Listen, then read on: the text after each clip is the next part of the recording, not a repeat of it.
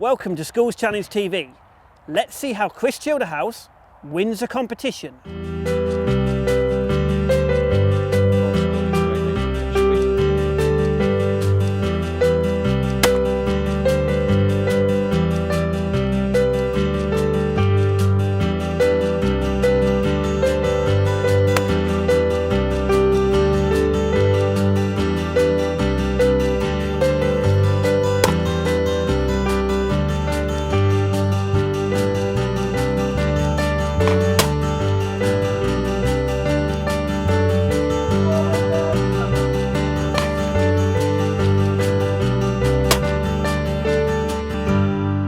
We are at the Oxford Gun Company to shoot a competition, the 7200 steam locomotive charity shoot, but more of that later.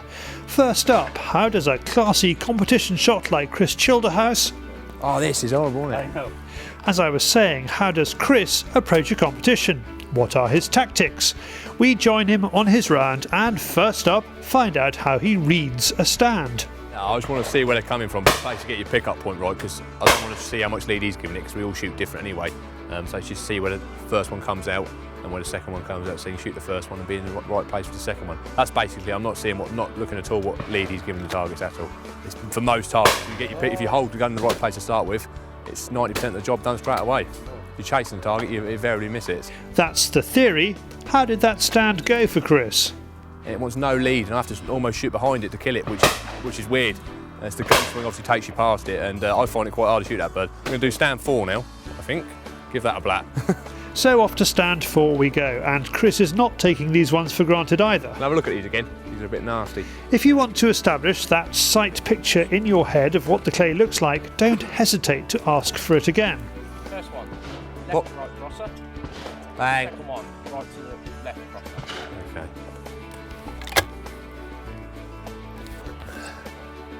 Oh.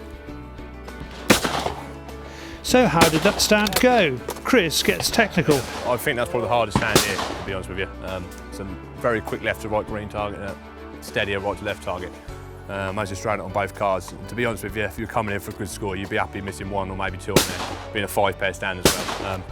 But it just shoots my style. See, they want a bit of lead and they're quick and I can shoot them. Anything slow, don't want no lead, I struggle with. And got to try and get out of my game, but no, that's a lot better. Timing was very good there, so I'm happy with that, very good. When he's finished, we're going to go shoot stand 2, which is a horrible teal, and then finish on stand 1, and hopefully the sun's gone down by then, and we can have a look what we've done, if anything. When it comes to the teal, there's nothing clever about Chris's shooting. I want to shoot it like I always do, shoot it pretty quick and hope for the best. Spray and pray, and if it works, it works. The way I shoot, it's all about timing. If your timing, like the green things we just see, if the timing's right, it's a timing shot, it's all right. Same with the teal. If the timing's right for it, it's easy. If it isn't, you could go and miss 3 or 4 without thinking. After the teal stand, Chris is happy. Yeah, that was okay. I shot straight on one card and a couple on the other card, but because it's getting a little bit dark now, the black clay against the dark background is very hard to see. Earlier on, it was more illuminated, you can see it better. It's a really good teal. It's a midi as well. It must be, where you shoot, it must be a 40, 45 yard teal. There is still one stand to go, stand 1. There are reasons to try to choose the time of day that you are shooting. We have got here a left to right crosser and a little going away bird on report. Earlier on the sun was in your eyes here, so now it looks like it's a bit better. So this is the final stand, so we'll see how we get on and then we'll let you know what we've shot, okay? In the end, it all comes down to numbers. I missed one of them crosses there. My last crosser out for 48, so I shot a 47 on my better card, and I was planning about on the other card, so I couldn't beat it. Yeah, 47. Maybe one more. I know John Kendall's shooting well. I think he went to the teal for a 47 with that to do. To straight that for 47 will be a good straight at this time of day. So 48 was probably the right score, but I'll have to take 47 if I can do. So we'll see what John shoots. It won't be far away, so we'll go back and find out. First, let's find out about the shoot. It's being held in aid of a steam train restoration project. The 7200 Trust is restoring a 282 Great Western Freight locomotive. This is the one, yeah. This is a picture of it in Swindon Works when it was first out-shopped. It started in 1935 till the 1960s, and it hauled very large and long coal train. One of the most powerful locomotives in the country. It hauled coal trains up from South Wales, through the Severn Tunnel, up to London for some stage. I just like to see how any ancient things really being restored. It's not just steam engines, it's a lot of things. My wife says I live in the past, and I say, well, that was a very good time, actually. It's not been easy, as these shooters handing in their scorecards testify. Have you got on gents, alright? No, rubbish. Kill them all? No, obviously not. Kill nothing. Kill nothing. It has, however, been a chance to offer some of these Schools Challenge competitors a chance to go up against shooters of the calibre of Christ Childerhouse. Here is Sam Willis. I did alright, yeah.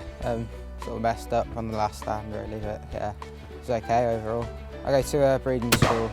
I first heard about clay pigeon shooting at Breedon. I went out, started out at school, and then this last year I started shooting in school and got myself on the teams. When I started, I met Dave. He comes down every Wednesday to teach us.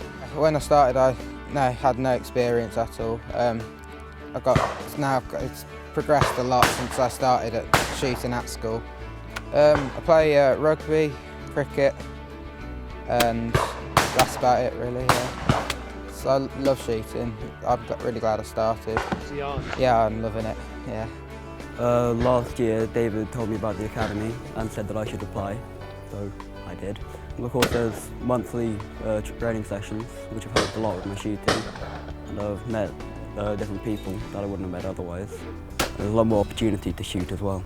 A couple of weeks ago, we had Chris came in to shoot with us.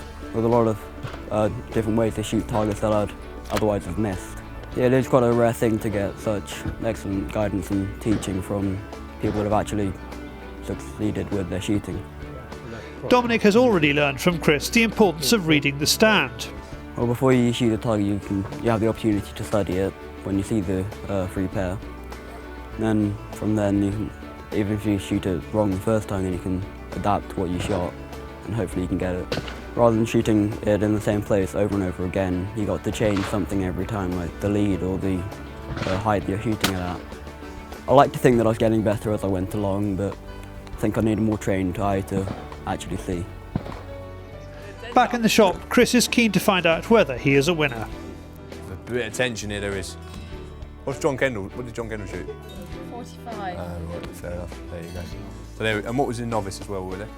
Novice. So John Kendall shot a 45 on there, so that means I managed to win with a 2 and 33. Ah. So shoot off. Shoot off. John shot a 33 on the novice, there's a shoot off for the novice on 33.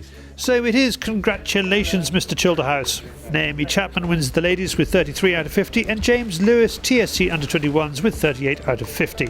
Here is Chris's buddy John Bennett, who lines up with TSC's James Hannington and Natalie Kenter. Started shooting because I've got friends that shoot. Chris, who's involved with the Schools Challenge quite a bit. I started going with him. It's just a friendly sport. Everyone helps everyone. And it's a friendly sport. It's enjoyable. I think it's a really nice setup here, really good setup today, and I think it's really good to get youngsters into shooting and promote the sport. Both these juniors are looking forward to the academy next year. What do you think of it? What made you get into shooting?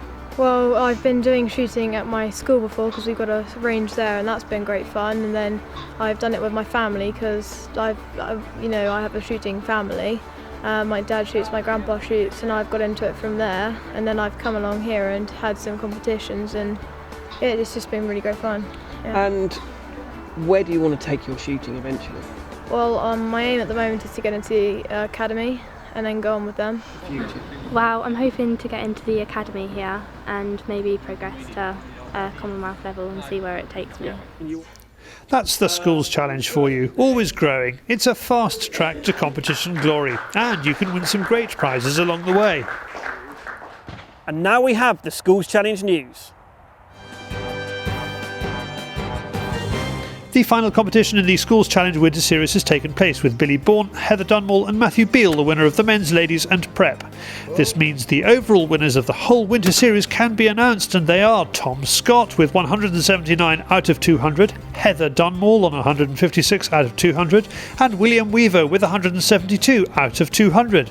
The winners of the prep and senior categories both walk away with a Bowman Auto Trap, and the ladies' winner a brand new 410 shotgun.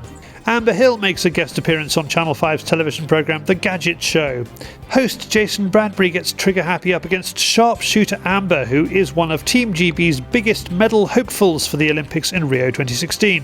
The Oxford Gun Company is counting on your support. Every year, Clay Shooting magazine asks its readers to nominate the best shooting ground in the country.